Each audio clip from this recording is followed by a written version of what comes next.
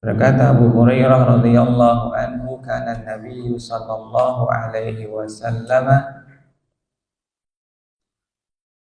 yaskutu bainat takbiri wa bainal qiraah ay sakata hunayatan. Nabi sallallahu alaihi wasallam diam sejenak setelah takbir sebelum membaca, yakni Al-Fatihah. Hukum dari membaca iftitah ada 3. Ulama berbeda pendapat tentang hukumnya menjadi 3. 1 wajib, 2 sunnah, 3 makruh. Ada kebalikannya yaitu makruh. Yang pertama, yang berpandangan wajib adalah salah satu dari riwayat Imam Ahmad bin Hanbal rahimahullah. Beliau memiliki 2 riwayat. Riwayat yang pertama yakni sunnah, dan itu yang dijadikan mu'tamad dalam mazhab.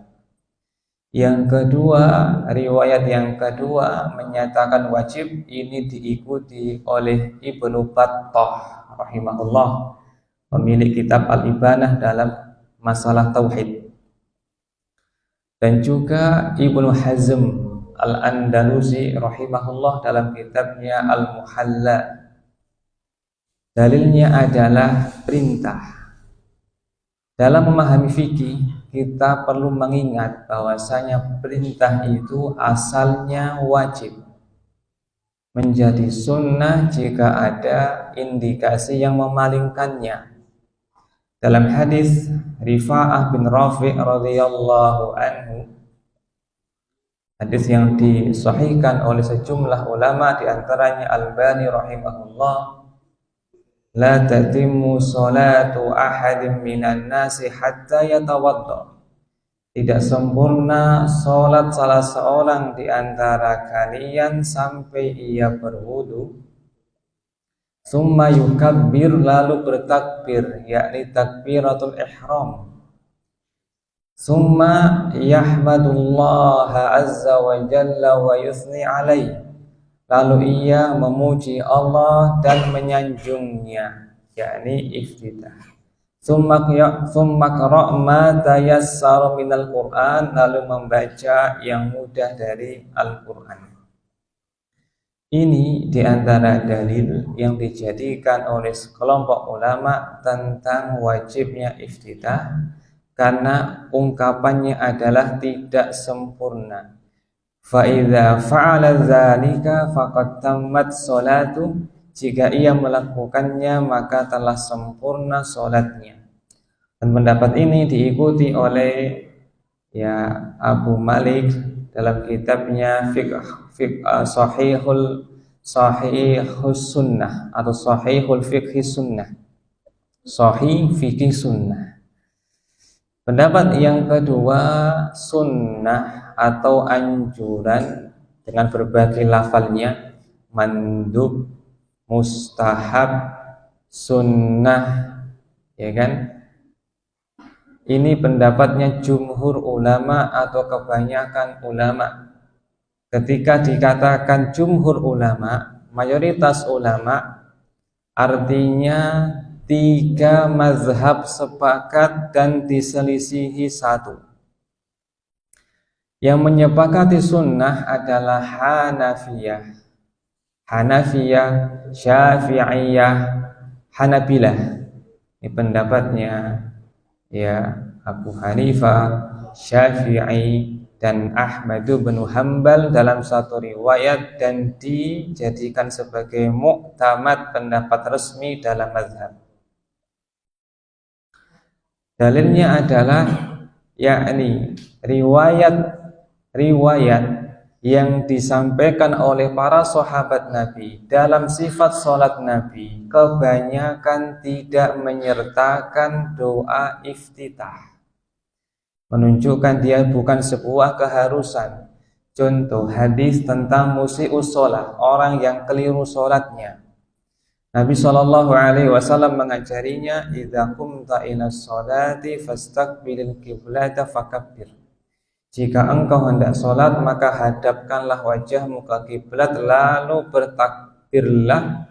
Summa qra' bi Fatihatil kitab, lalu bacalah Al-Fatihah.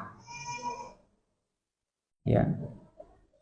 Pendapat yang ketiga, makruh. Makruh artinya dibenci. Dalam literatur fikih, makna makruh adalah lebih utama ditinggalkan. Ini pendapatnya siapa? Malik bin Anas yang diikuti oleh ulama Malikiyah.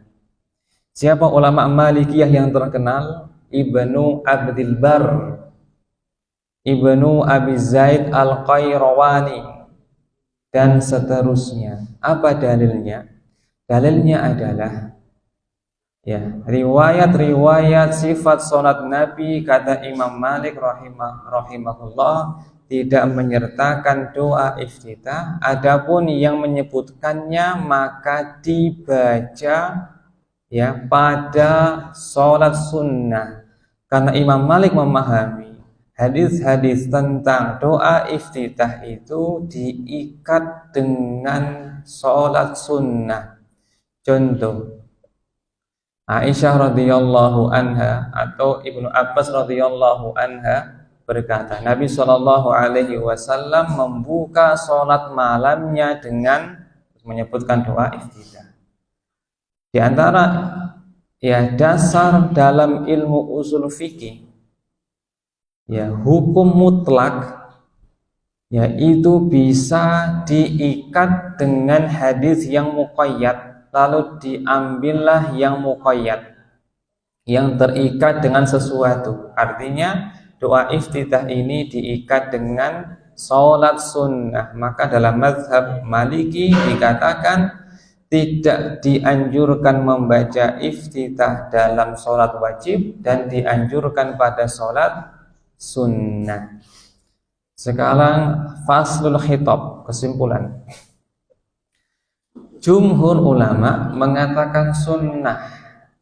Dan umumnya, kata Ibnu Utsaimin rahimahullah, kebenaran itu berpihak pada jumhur atau kebanyakan ulama. Kebanyakan ulama atau jumhur itu biasanya lebih benar. Maka kita condong kepada jumhur. Ini pendapatnya Hanafiyah, Syafi'iyah, Hanabilah.